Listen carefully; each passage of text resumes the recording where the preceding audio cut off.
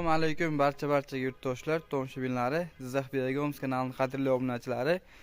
Xudo xolasa, bugungi videomiz mana shu 2026-yilda xudo xolasa shu Begoms biznesini boshlamoqchi bo'lib yurgan aka-ukalarimiz uchun tavsiyalarimizni berib o'tamiz.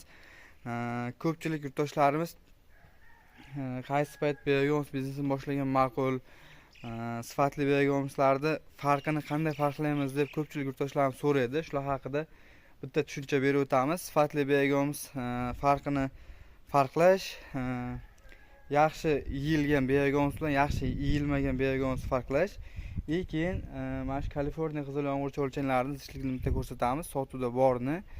Mana shu Begomslarni bitta ko'rsatamiz. 2026-yil xudo xolasa Begoms biznesini boshlamoqchi yurgan aka-ukalarimiz mana pastdagi nomerlarga bemalol aloqaga chiqishingiz mumkin. Bizni yo'qotib qo'ymaslik uchun obuna bo'lib qo'yishni unutmaysizlar. Xudo xolasa Begoms biznesga oid bir-biridan qiziqarli videolar chiqishda davom etadi. Xo'p, biz videoni boshladik. Xo'p, yurtdoshlar, juda yaxshigina bir yomg'ir yog'ib o'tdi 2-3 kun. Mana ko'rishingiz mumkin, joylarimiz ikkita yangi joy tayyorlagandik. Buning ustiga hozir cho'lchanlarni tashlab chiqdik. Xudo xolasa endi bu yoqqa ishni boshlayveradi, cho'lchanlar ko'payib. Hozir akalar ukalar yaxshi yeyilmagan Begomsni, yaxshi yeyilgan Begomsni farqlashni aytaman dedim. Mana ko'rib turganlaringiz mana shu cho'lchang aralash bo'lib kelgan, mana shu o'g'it Begoms. Hali xudo xolasa bu 100% Begoms bo'lmagan. Qani yaxshilab ko'rsatamiz, kimga ko'rinayotgan bo'lsa. Ko'pchilik aka-ukalarimiz shuni masalan shu darajaga kelsa ham Begoms holatiga keldi deb sotaveradi. Bu noto'g'ri narsa. Chunki ertangi kunda buni ichidan kuydirib qo'yish mumkin. Ekkan ekinlaringizni yoki urug'larni kuydirib qo'yish mumkin. Har xil holatlar bo'lishi mumkin. Hozir sizlarga endi bir qator tayyor bo'lgan Begoms ko'rsatib o'tamiz. U tayyor bo'lgan Begoms holati qanaqa bo'ladi? Hozir sizlarga ko'rsatamiz. Naradan ko'rsatamiz. Uni ustida cho'lchang olinyapti. O'shaning tagida qolgan Begomsni ko'rsatamiz. Begoms tayyor bo'lgandan keyin o'zi qop-qora holatga keladi. Qancha ko'p vaqt tursa, shuncha Begomsni effekti zo'r bo'ladi. Mana hozir sizlarga ko'rsatamiz. Mana shu joy ko'rinayotgan bo'lsa, bu qop-qora bo'lib tayyor bo'lgan Begoms. Salkam 1 yil davomida cho'lchanglarga yedirilgan. Mana ko'rishingiz mumkin. Katta bo'lgani bilan namligi juda yuqori. Mana granula holatga kelgan bu. Mana yaxshilab ko'rishingiz mumkin. Granula holatga kelgan. Bu qop-qora, xudo xolasa 100% holatda tayyor bo'lgan Begoms. Buni elab xudo xolasa dehqon aka-ukalarimizga yetkazib bersak bo'ladi. Faqat bu namliligini kuchli. 2-3 kun yomg'ir yog'di, sutkalab, o'sha hisobiga nam o'ta kuchli. Mana ustidagi cho'lchanglar olinyapti bir qator. Bu ham kuzda berilgan dabavka. Sentyabrda, oxir oktyabrlarda berilganmidi deyman, adashmasam. 3-4 oylik dabavka, bu lekin tayyor bo'lmagan. 50-60% atrofida Begomsga aylanib cho'lchanlar zo'r o'tgan, lekin tayyor bo'lmagan. Buni elab klientlarga, dehqonlarga sotish, klientlarga, dehqonlarga berish noto'g'ri bo'ladi. Ertangi kunda o'sha ekinlarga ziyon yetkazib qo'yish mumkin. Mana oddiy misol mana. Bu ham mana Begomsga o'xshab qolgan.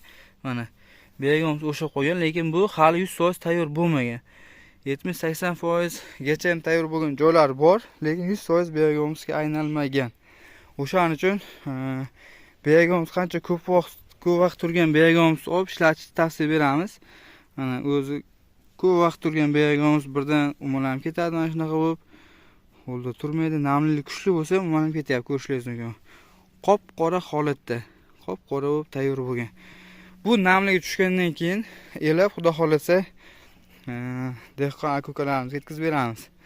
Mana bu hozir bu nari boshida qilingan ikkita joyimiz, xudo xolasa bular ham elanadi, bergan joy tayyorlanadi. Mana shu go'nglardan tashlab cho'lchang ko'chiramiz. Keyin yana yil mana shu vaqt elanadi. O'sha tomoniga ham e'tibor berasizlar. 1 yil davomida turadi. 1 yil turgandan keyin xudo xolasa mana shu 1 yil turgan Begomsni dehqonlarga yetkazib beramiz. Biz ichkarida Xudo xolasa bir 15 tonna atrofida biogomusimiz bor. Elangan, qoplangan, xaltalangan, tayyor. Keyin narada ikkinchi joyimizda ham xuddi shunday 15-20 tonna atrofida biogomusimiz bor. Mana shu joydan cho'lchaklarda sotuvni boshlaganmiz. Ko'rishingiz mumkin. Zishlik darajasini, tuxumlarni hammasi juda zo'r holatda.